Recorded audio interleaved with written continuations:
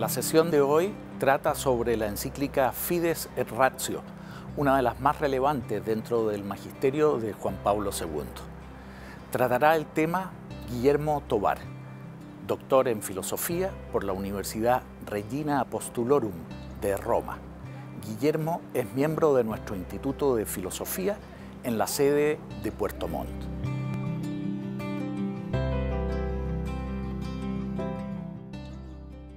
El 15 de octubre de 1998, el Papa Juan Pablo II escribió la 13ª encíclica de su pontificado. La tituló Fides et Ratio.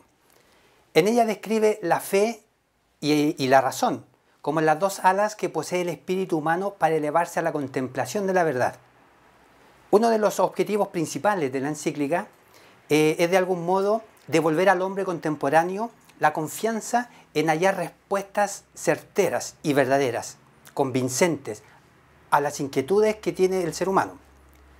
El entonces cardenal Ratzinger, ahora Papa Emérito Benedicto XVI, entonces prefecto de la Congregación para la Doctrina de la Fe, presentó la encíclica en la sala de prensa vaticana. En esa instancia, el Papa Emérito señaló el objetivo de la encíclica que paso a continuación a leer.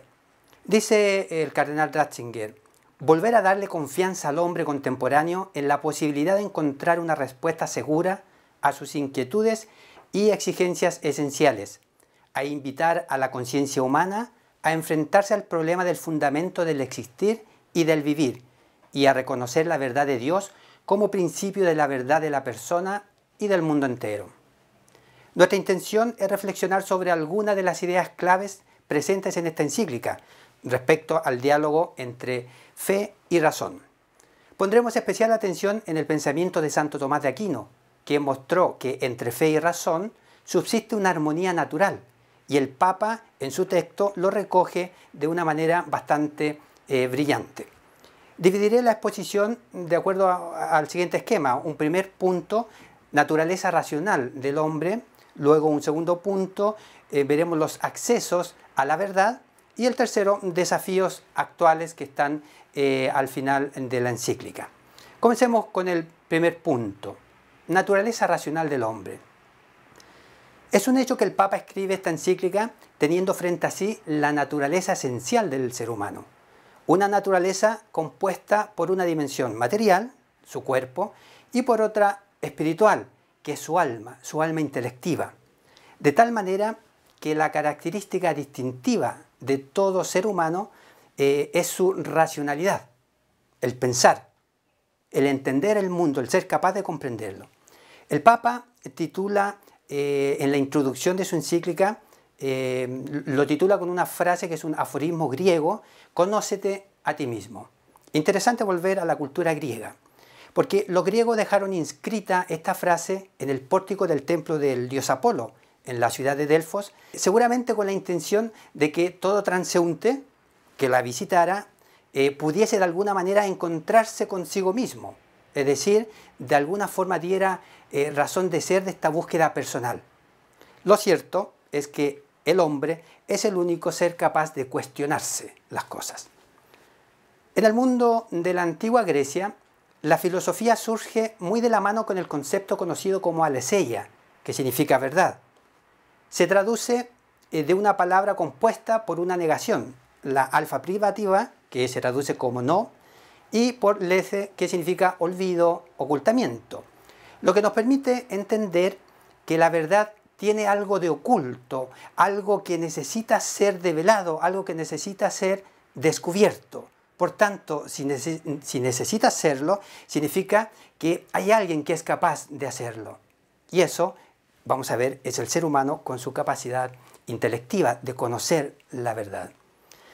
La Fides et Ratio afirma que sí es posible conocer la verdad, con lo cual la mente humana no solo conoce el fenómeno entendido como algo que se nos presenta materialmente en las cosas, sino que puede ir aún más allá. Podemos conocer la esencia misma de las cosas, el significado profundo de las cosas. No nos podemos quedar simplemente en conocer la epidermis de las cosas, sino que podemos ir a la esencia, al corazón mismo. Y eso es propiamente la verdad o la búsqueda de esta verdad.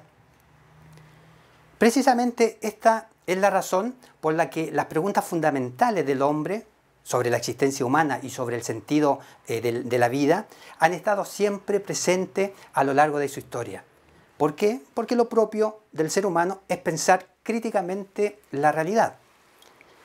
Sin distinción de raza, de cultura, de tiempo, de lugar, la humanidad nunca ha dejado de preguntarse e interpelarse por estas cuestiones existenciales. Preguntas como ¿quién soy? ¿De dónde vengo? ¿A dónde voy? ¿Por qué existe el mal? ¿Qué hay después de la vida? Preguntas que son existenciales, preguntas metafísicas, preguntas que si no las hemos hecho, en algún momento de la vida las haremos, porque nos las hacemos ahora, en el siglo XXI, pero también se las hicieron en la Edad Media, en la Edad Antigua y en la Edad desde que el hombre comenzó a ser hombre, en todo momento. Estas mismas preguntas las encontramos en los escritos sagrados de las culturas antiguas, ancestrales, en Israel. Las encontramos en los textos de los Vedas, de los Avestas, en Confucio, en Lao Tse, en la predicación de Buda y por supuesto que en estos grandes filósofos griegos como Platón, como Aristóteles, como Sócrates. La pregunta por la vida, la pregunta por el existir, por la muerte. Son preguntas que tienen su origen común en una necesidad de sentido que tiene el ser humano. En el corazón bulle este deseo de dar una respuesta a estas preguntas. Ahora bien, va a depender de la orientación que le demos a esas preguntas, será su respuesta, y eso no es menor. Por eso que la encíclica afirma que la Iglesia no es ajena, ni puede ser ajena a este camino de búsqueda de la verdad. Entre los diversos servicios, dice el Papa, que la Iglesia presenta a la humanidad, es el de ofrecer la diaconía de la verdad. Diaconía, diácono significa servicio en griego. Entonces, en el fondo, la Iglesia se pone al servicio de la humanidad para poder entregar y presentar lo que es la verdad. Pasemos al segundo punto, el acceso de la verdad, el acceso del hombre a la verdad. Por supuesto que ha tenido diversos momentos a lo largo de la historia. Es imposible que los veamos todos, sin embargo, vamos a tratar de resumir algunos de ellos en 3 puntos que yo he denominado 3 caminos. Tenemos el camino antes de Cristo. También había este deseo de verdad, de razón. Ahora bien, este camino antes de Cristo podemos encontrar que predominó en un momento una explicación más bien alegórica, mitológica de la realidad. Hasta que llegó estos primeros sabios, los filósofos, en el siglo VI a.C., y se da el paso del mito al logos. Estos primeros filósofos presocráticos comenzaron a querer dar una explicación racional, lógica, de todo aquello que existía. Y eso les llevó de alguna manera a una crítica a la religión de aquella época, por considerarla que se fundaba solamente en ideas que no estaban afianzadas en la lógica humana de la razón, sino más bien en superstición o en ideas vagas. Ahí aparecen Tales de Mileto, Anaximandro, Anaxímenes, luego más adelante Platón, Aristóteles, que están hablando desde la razón para poder explicar la realidad de la existencia humana. Y no solo estos filósofos, también en el mundo oriental, pensemos en Confucio, en Buda y en otras tradiciones orientales que también desde la razón están tratando de dar una explicación a la existencia humana. El segundo camino es el camino del cristianismo. El cristianismo llega, se presenta con lo que es la revelación y tiene que entrar en diálogo con ese mundo existente. Primero tenemos que el cristianismo nos presenta una revelación y con la revelación nos está dando un sentido. El sentido, por ejemplo, al más allá. El sentido a la muerte, el sentido al dolor, al sacrificio, al sentido verdadero del amor, de la entrega a los demás. Son elementos que va a reflexionar el cristianismo desde la perspectiva de la revelación divina, pero también en diálogo con la cultura de aquel momento. Aparecen aquí unas figuras importantes que son los padres de la Iglesia. La filosofía para ellos es una preparación para el Evangelio.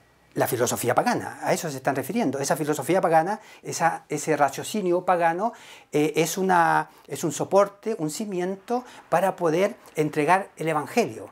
¿Por qué? Porque el Evangelio no es algo irracional, es algo razonable.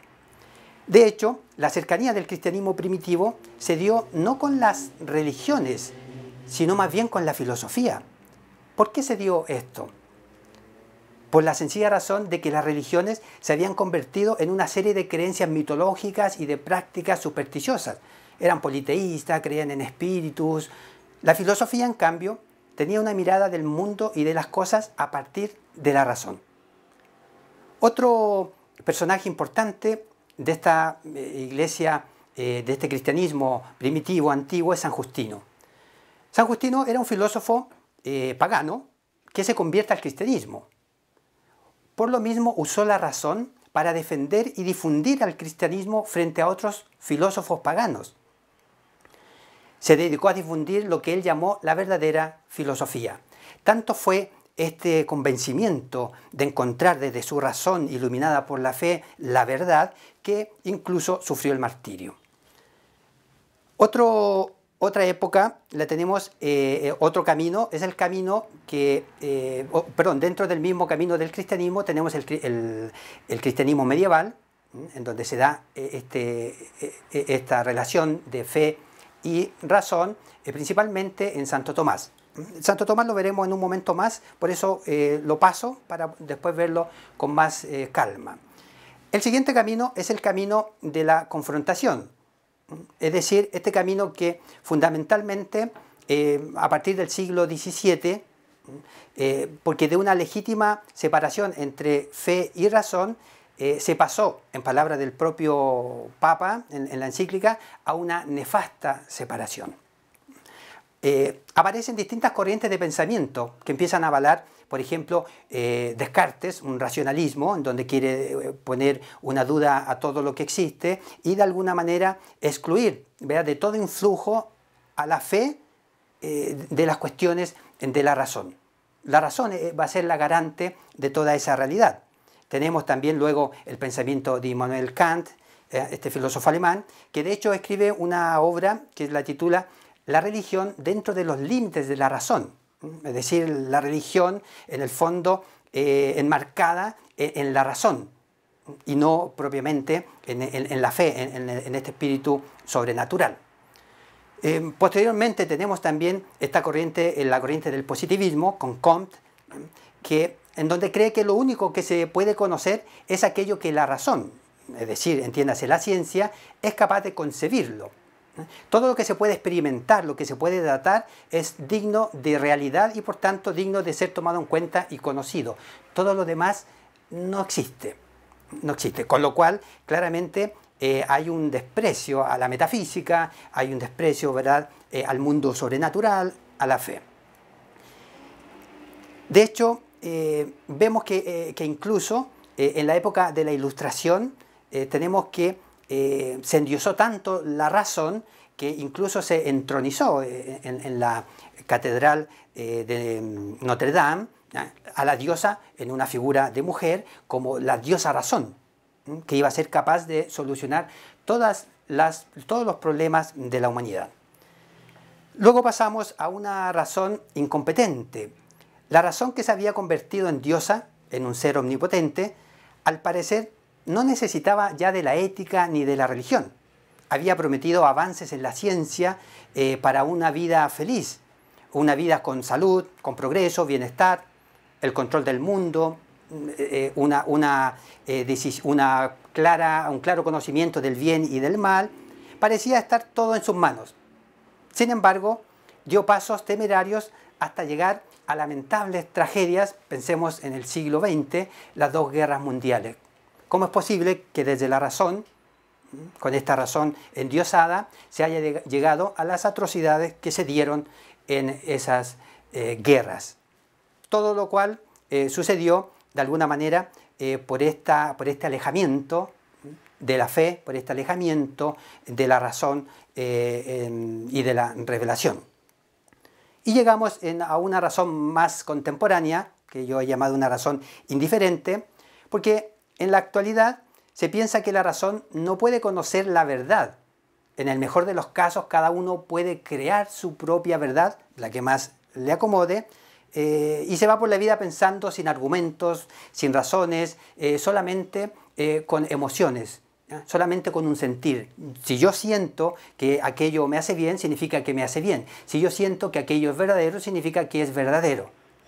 Pero no hay un razonamiento. Se ha perdido ese aprecio a la razón propiamente tal. Volvamos al pensamiento de Santo Tomás de Aquino, que lo habíamos dejado en pausa. Fe y razón en Santo Tomás de Aquino. Santo Tomás de Aquino llega a la Universidad de París en 1245. Para entonces la Universidad de París era el más importante centro de estudios superiores de Europa, de la cristiandad del siglo XIII. En esta universidad enseñaron diversos maestros de la época, de los cuales podemos destacar San Buenaventura, Alberto Magno, Tomás de Aquino. Para San Buenaventura todo estaba encaminado hacia Dios, por lo que no había una separación entre razón y teología, y ambas disciplinas constituían una misma unidad, que era un poco el pensamiento que prevalecía en aquel momento. A la llegada de Santo Tomás de Aquino, por tanto, a la Universidad de París, el pensamiento que primaba era el pensamiento teológico. De hecho, el mismo Santo Tomás era teólogo. Por supuesto que existía la filosofía, pero no como una disciplina autónoma, sino más bien como una disciplina que los teólogos llamaban ancilla theologiae, es decir, la filosofía como sierva de la teología. Esta es una frase latina que expresa que la razón natural, la que no está iluminada por la gracia o la revelación, está subordinada a la teología como ciencia elevada que es. Por aquella época, siglo XIII, siglo XIV, existían diversas corrientes de pensamiento.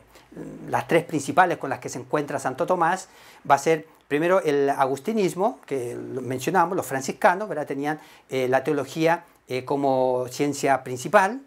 Luego el aristotelismo que había comenzado a entrar tenuemente por el sur de Italia, ya se habían traducido algunas obras, y San Alberto Magno las conocía, que de hecho él también enseñó bastante a Santo Tomás de lo que era el pensamiento de Aristóteles. Y también estaba el averroísmo latino. Averroes era un filósofo árabe que conocía la filosofía de Aristóteles y que habían traducido su filosofía, ¿ya? Y que había llegado a Europa principalmente por estos filósofos árabes. Pero en el estudio de Aristóteles, siendo un filósofo pagano, el averroísmo, claro, encumbraba de tal modo la razón que en el fondo ponía en peligro la naturaleza de la revelación cristiana. Por tanto, no era la interpretación del aristotelismo que se estaba buscando. San Alberto Magno fue profesor de Santo Tomás de Aquino en la Universidad de París. Como maestro de teología y conocedor del pensamiento aristotélico, tenía muy clara la distinción entre filosofía y teología, entre razón y fe. Esta distinción se la transmitió a su discípulo Santo Tomás de Aquino con especial dedicación. De hecho, cuando San Alberto Magno tuvo que viajar a Colonia a fundar un estudio general, Santo Tomás lo acompañó. Es importante el rumbo que comienza a tomar la Universidad de París con esta nueva corriente de pensamiento en la cual la filosofía, es decir, la razón, comienza a tener una autonomía respecto al pensamiento teológico de la época. Y Santo Tomás de Aquino va a ser un estudioso de este tema en sus obras y en sus predicaciones. Esta independencia y autonomía de la razón va a tener importantes consecuencias para el desarrollo del pensamiento posterior, en particular para el nacimiento de la ciencia. La razón puede investigar y conocer la naturaleza sin verse controlada o influenciada por los dictámenes de la razón o de la fe. Significa, por tanto, que logrará un conocimiento nuevo y específico del mundo. Y eso es lo que va a dar surgimiento a la ciencia y lo que va a permitir, por ejemplo, la existencia de personajes como Kepler, Copérnico y el mismo Galileo, entre otros muchos más.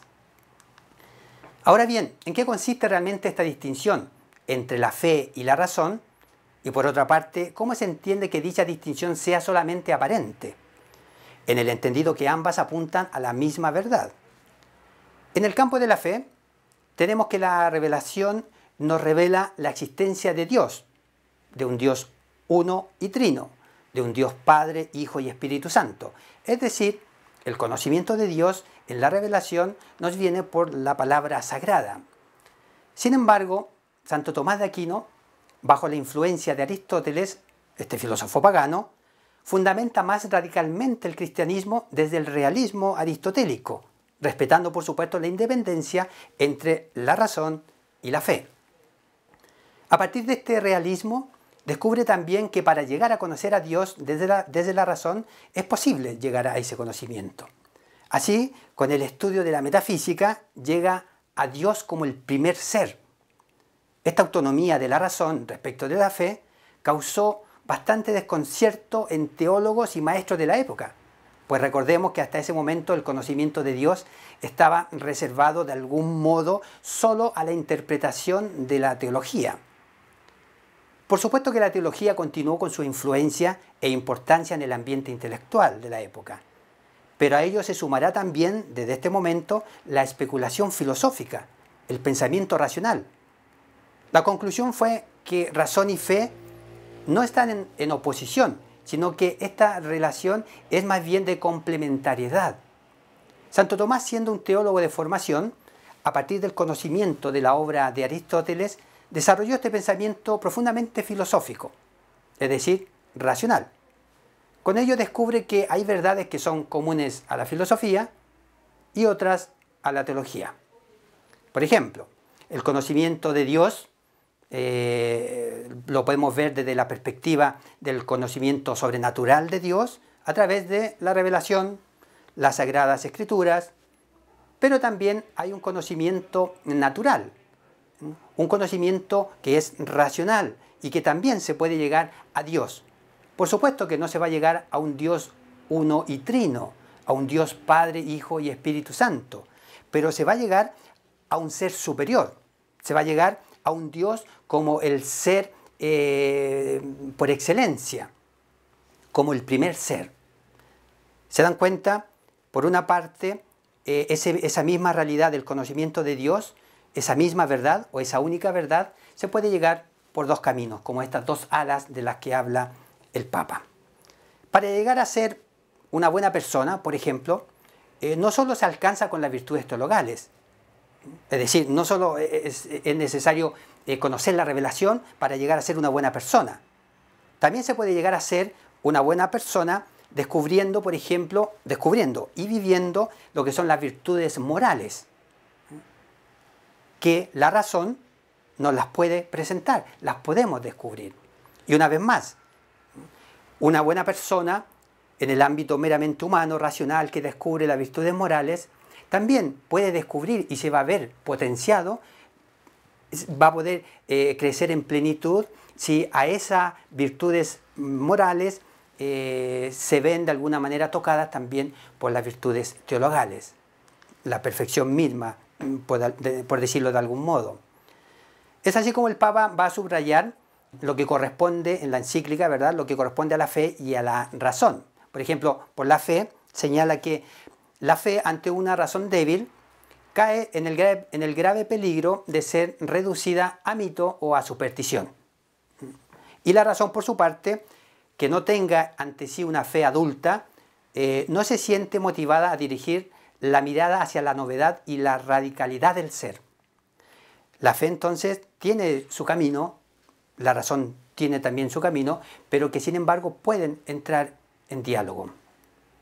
Ahora bien, también hay unos peligros, porque al igual que lo decían los clásicos, en el medio está la virtud, también los desequilibrios, los excesos, también llevan al error. Por ejemplo, la fe no vivida bajo este pensamiento nos lleva al fideísmo. Y el fideísmo no es sino una especie de ideología de la fe, en donde pensamos que todo se explica a partir de la fe y la razón no tiene ningún sentido para entrar en un diálogo. O el otro extremo, el racionalismo, en donde desechamos la fe para decir que lo único existente y verdadero es aquello que podemos constatar con esta razón, con el experimento, con una constatación empírica de las cosas. Y todo lo demás quedaría al margen de la realidad. ¿Dónde está la diferencia entonces entre la fe y la razón?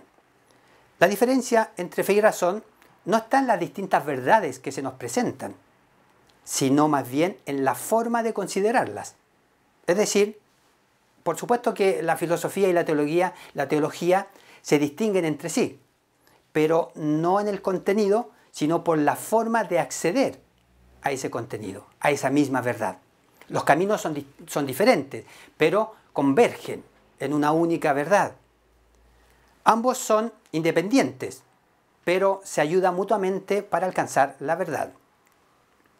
Hay verdades de fe y otras de razón, que se complementan entre sí.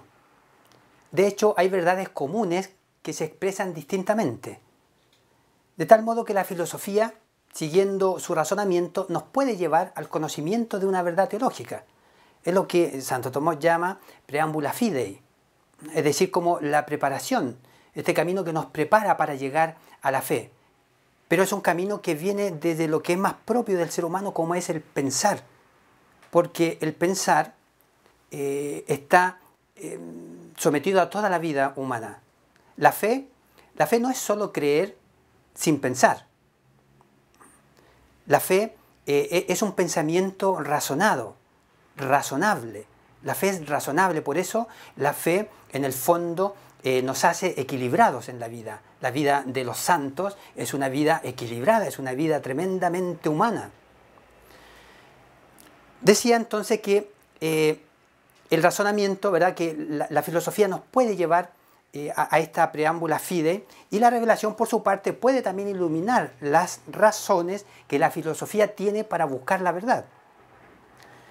El conocimiento de fe viene de la revelación, parte de Dios, y a partir de esta realidad, de esta experiencia, se conoce o podemos conocer cómo es realmente Dios, o tener la experiencia de Dios, conocer a Dios, conocer el mundo, conocer al hombre desde la revelación. Por otra parte, el conocimiento racional parte también del mundo, pero comienza con el mundo.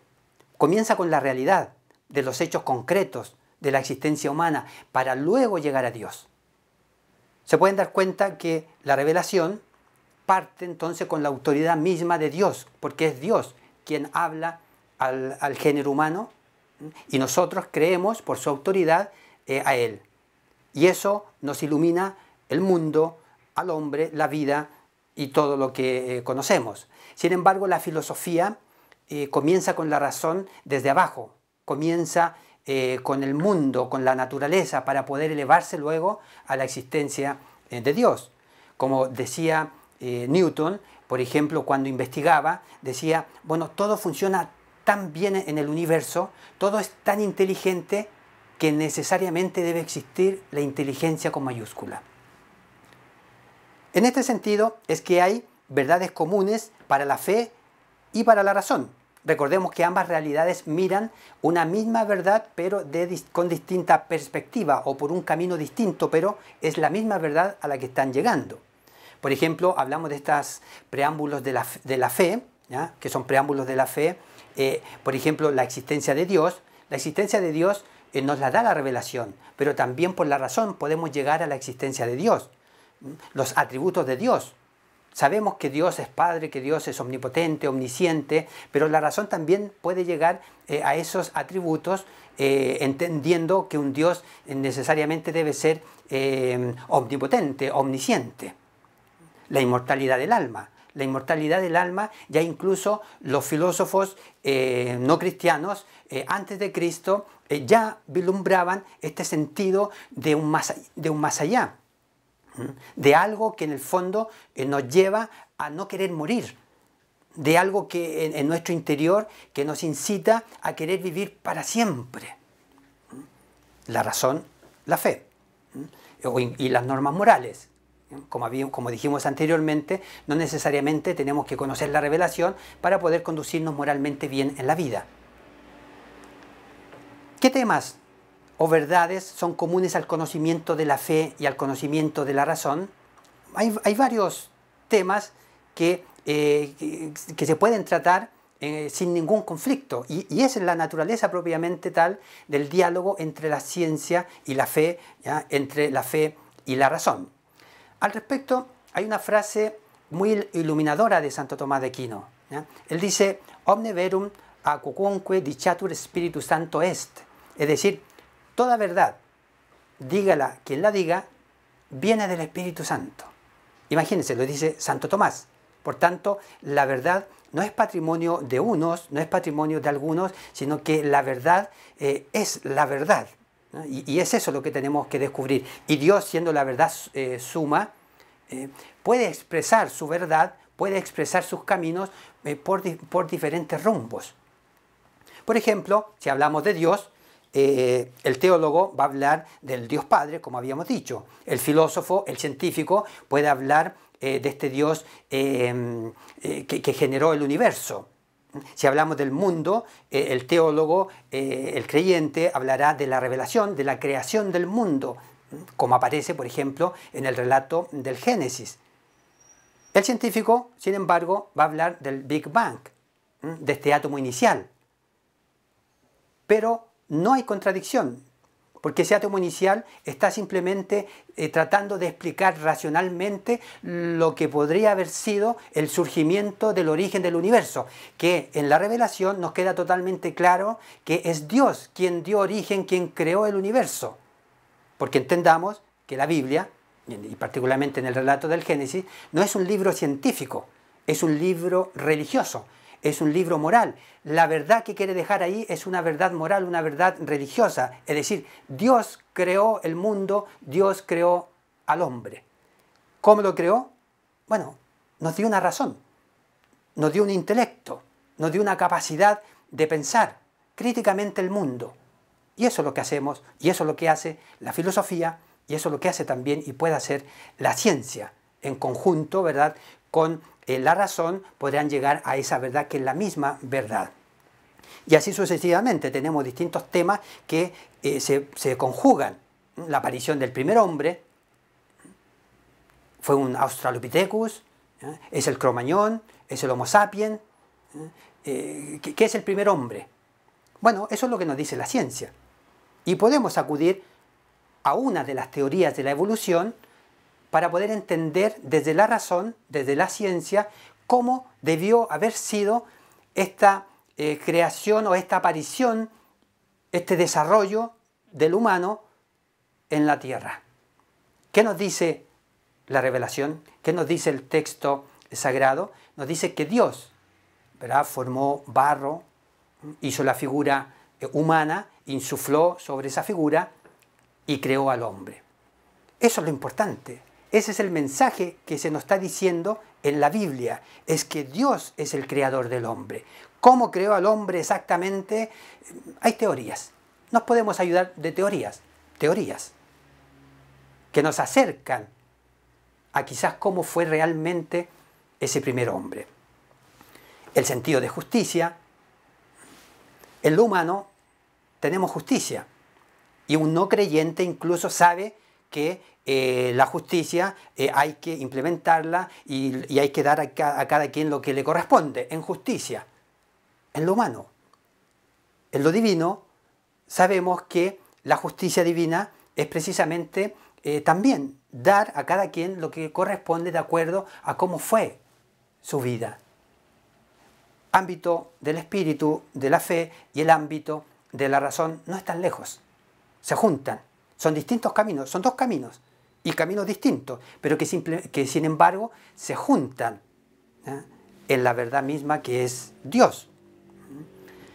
Y así sucesivamente, la felicidad humana, que es la felicidad humana, ¿ya? Existe una ética, una moral natural, una ética natural, la búsqueda del bien.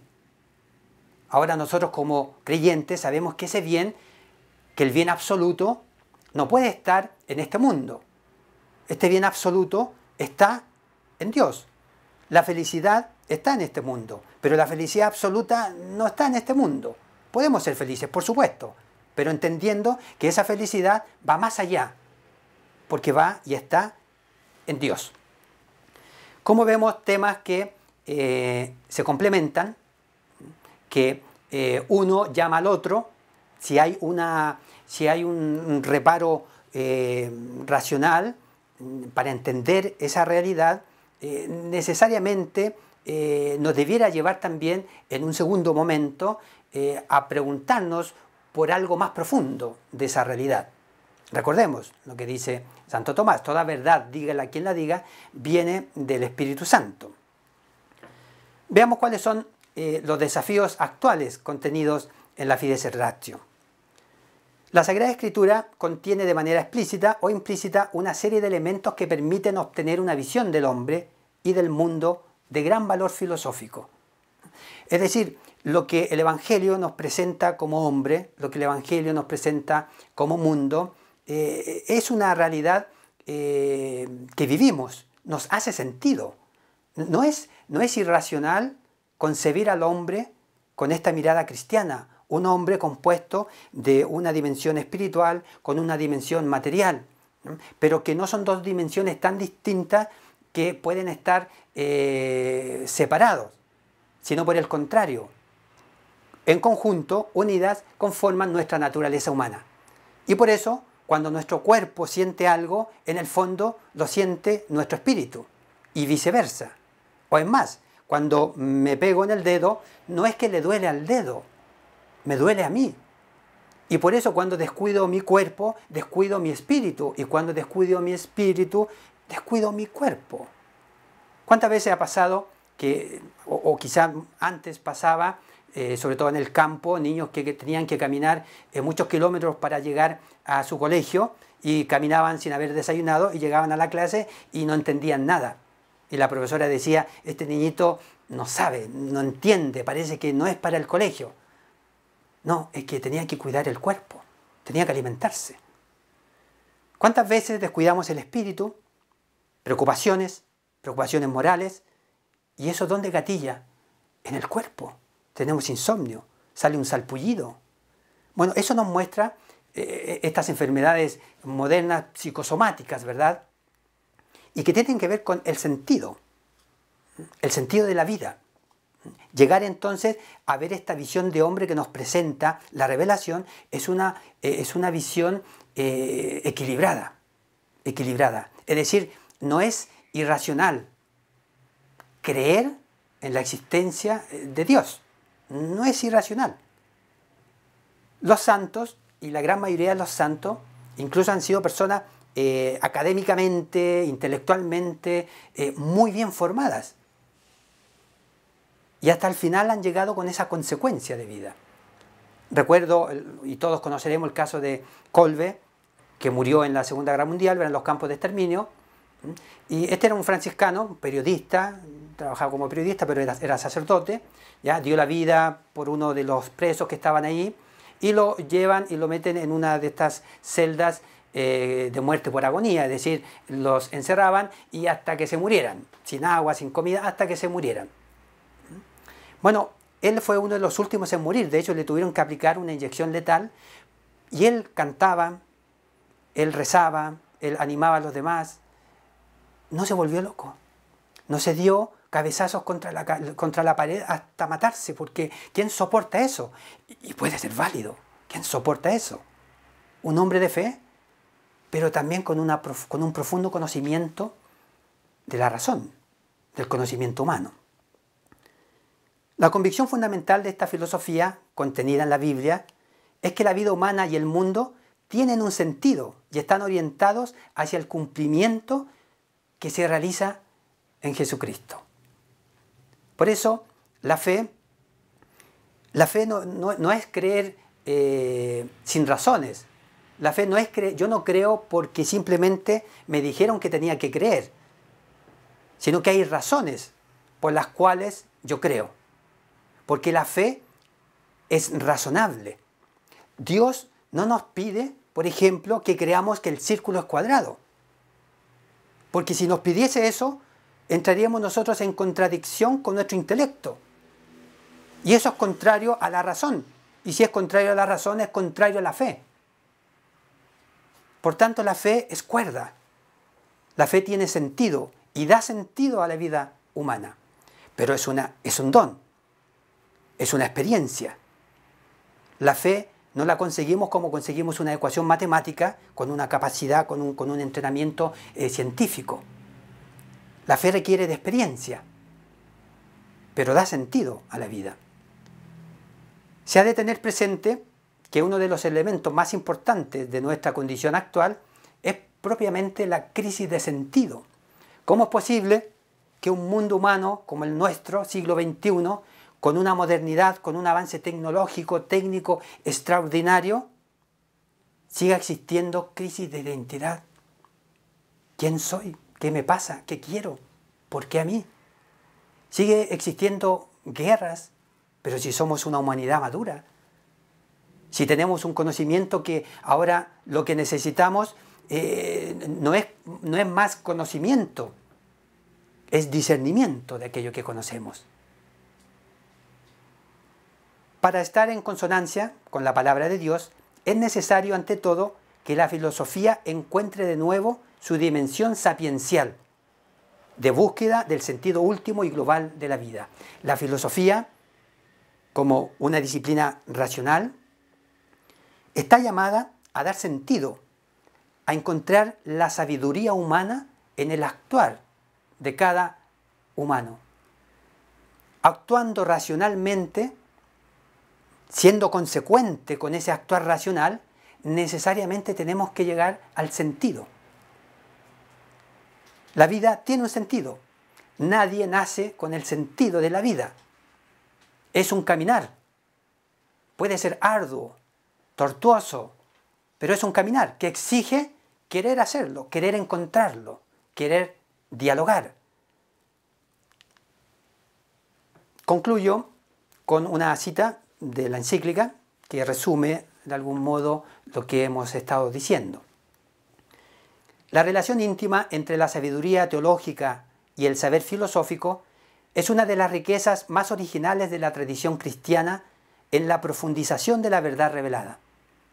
Por eso, los exhorto a recuperar y subrayar más la dimensión metafísica de la verdad para entrar así en diálogo crítico y exigente tanto en el pensamiento filosófico contemporáneo como con toda la tradición filosófica, ya esté en sintonía o en contraposición con la palabra de Dios.